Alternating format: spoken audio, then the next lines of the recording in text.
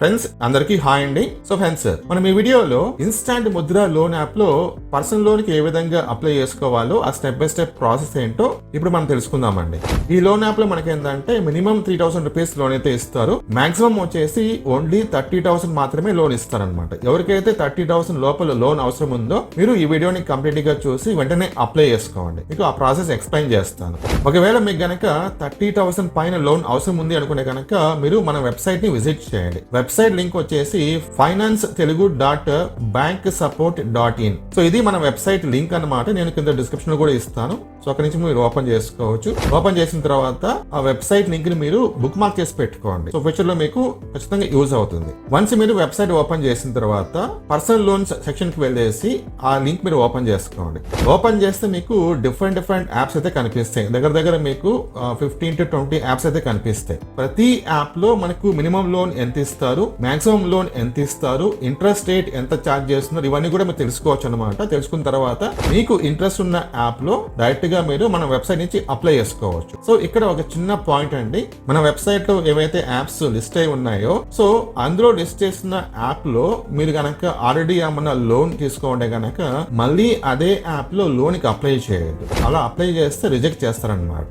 ఓకేనా? So for example గా మన వెబ్సైట్ లో లైక్ HDFC బ్యాంక్ ఉంది అనుకోండి. సో HDFC బ్యాంక్ లో అంటే ఆ యాప్ లో మీరు ఆల్రెడీ లోన్ తీసుకోండి మళ్ళీ అదే యాప్ లో లోన్ కి అప్లై చేయండి. ఇంకా వేరే యాప్స్ ఉంటాయి చూడండి మన వెబ్సైట్ లో, ఆ యాప్ లో లోన్ కి అప్లై చేసుకోండి. మీకు లోన్ అయితే శాంక్షన్ చేస్తారనమాట. ఓకే, సో ఇది క్లారిటీ.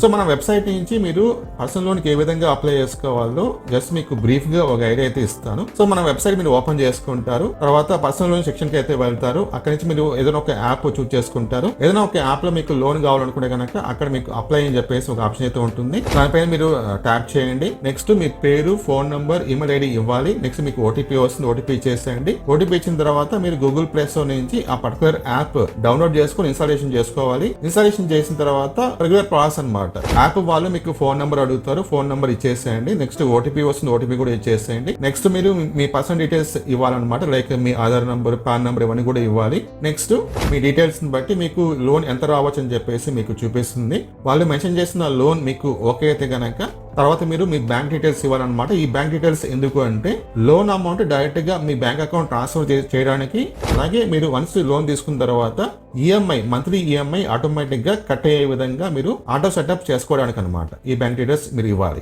నెక్స్ట్ వాళ్ళు ఒక లోన్ అగ్రిమెంట్ అయితే ఇస్తారు. ఆ లోన్ అగ్రిమెంట్ మీరు ఓకే చేసిన తర్వాత విత్ ఇన్ షార్ట్ టైమ్ లో మీ లోన్ అమౌంట్ అనేది మీ బ్యాంక్ అకౌంట్ ట్రాన్స్ఫర్ చేస్తారు. సో ఇది రెగ్యులర్ గా మీరు ఏ యాప్ తీసుకున్నా సరే ఈ ప్రాసెస్ అయితే ఉంటుంది, కాకపోతే కొంచెం అటు ఇటుగా ఉంటుంది అనమాట. సో మీరు ఈ విధంగా మన వెబ్సైట్ నుంచి మీకు ఇష్టమైన యాప్ లో పర్సనల్ లోన్ కి అప్లై చేసుకోవచ్చు. సో ఇది పక్కన పెడితే కనుక ఇప్పుడు మనము ఈ వీడియోలో ఇన్స్టాంట్ ముద్ర లోన్ యాప్ లో పర్సనల్ లోన్ కి ఏ విధంగా అప్లై చేసుకోవాలో ఆ స్టెప్ బై స్టెప్ ప్రాసెస్ అయితే తెలుసుకుందామండి. సో మీరు ఫస్ట్ ఏం చేస్తారంటే కనుక ఈ వీడియో కింద డిస్క్రిప్షన్ లింక్ అయితే ఉంటుందండి. సో ఆ లింక్ మీరు ఓపెన్ చేసుకోండి. ఓపెన్ చేసిన తర్వాత మీ పేరు, ఫోన్ నంబర్, ఈమెయిల్ ఐడి అడుగుతుంది, ఇచ్చేసేయండి. ఇచ్చిన తర్వాత ఓటీపీ వస్తుంది, ఓటీపీ కూడా ఇచ్చేసేయండి. నెక్స్ట్ మీరు గూగుల్ ప్లే స్టోర్ నుంచి ఇన్స్టాంట్ ముద్ర లోన్ యాప్ మీరు డౌన్లోడ్ చేసుకుని ఇన్స్టాలేషన్ అయితే చేసుకోవాలి. ఇన్స్టాలేషన్ చేసిన తర్వాత ఓపెన్ చేయండి. ఓపెన్ చేసిన తర్వాత ఫస్ట్ మీ మొబైల్ నెంబర్ అయితే అడుగుతుంది అనమాట. మొబైల్ నెంబర్ ఇచ్చేసేయండి. ఇచ్చిన తర్వాత ఓటీపీ వస్తుంది, ఓటీపీ కూడా ఇచ్చేసేయండి. నెక్స్ట్ ఇప్పుడు మీరు మీ పర్సనల్ డీటెయిల్స్ ఎంటర్ చేసుకోవాలి. ఓకే, సో పర్సనల్ డీటెయిల్స్ అంటే కనుక మీ ఫుల్ నేమ్,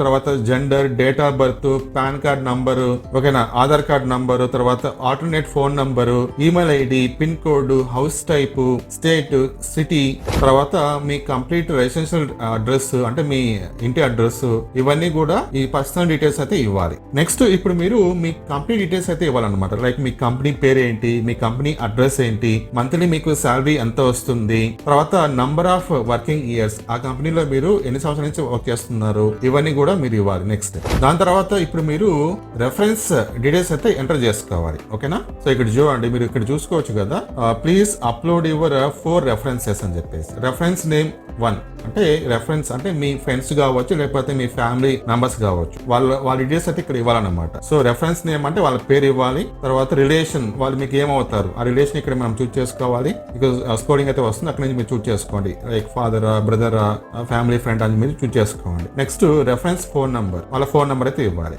ఈ విధంగా మీరు ఒక 4 రెఫరెన్సెస్ అయితే ఇవ్వాలి. కానీ వీళ్ళు ఇక్కడ ఏంటంటే మినిమం ఒక 2 అయితే అడుగుతున్నారు. ఓకే, దాని తర్వాత మీరు ఏం చేయాలంటే మీ ఫోటో అనేది మీరు అప్లోడ్ చేసుకోవాలి. తర్వాత మీ ఎంప్లాయ్మెంట్ ఐడి కార్డ్ మీరు అప్లోడ్ చేయాలి. నెక్స్ట్ మీ పాన్ కార్డ్ అప్లోడ్ చేయాలి. నెక్స్ట్ ఆధార్ కార్డ్ అప్లోడ్ చేయాలి. ఆధార్ కార్డు ఫ్రంట్ బ్యాక్ రెండు కూడా మీరు అప్లోడ్ చేయాల్సి వస్తుంది. అప్లోడ్ చేసిన తర్వాత ఇప్పుడు మీరు మీ బ్యాంక్ డీటెయిల్స్ అనేది ఇవ్వాలన్నమాట. ఈ బ్యాంక్ డీటెయిల్స్ ఎందుకు అంటే వన్స్ మీకు లోన్ అప్రూవ్ అయిన తర్వాత ఆ లోన్ అమౌంట్ అనేది డైరెక్ట్ గా మీ బ్యాంక్ అకౌంట్ ట్రాన్స్ఫర్ చేస్తారు. అందుకోసం సెకండ్ పాయింట్ ఏంటంటే వన్స్ మీకు లోన్ వచ్చిన తర్వాత ఈఎంఐ అనేది ఆటోమేటిక్ గా కట్ అయ్యే విధంగా మీరు ఆటో సెటప్ చేసుకోవడానికి అనమాట. సో వన్స్ మీరు బ్యాంక్ డీటెయిల్స్ ఇచ్చిన తర్వాత ఇప్పుడు మీ శాలరీ స్టేట్మెంట్ అనేది మీరు అప్లోడ్ చేయాలి. So salary slip 1, salary slip 2, salary slip 3. So దాదాపు ఒక 3 అయితే అడుగుతున్నారు అనమాట. లాస్ట్ 3 months మీరు అప్లోడ్ చేసేసేయండి. నెక్స్ట్ ఇక్కడ బ్యాంక్ స్టేట్మెంట్ కూడా అడుగుతున్నారు అనమాట.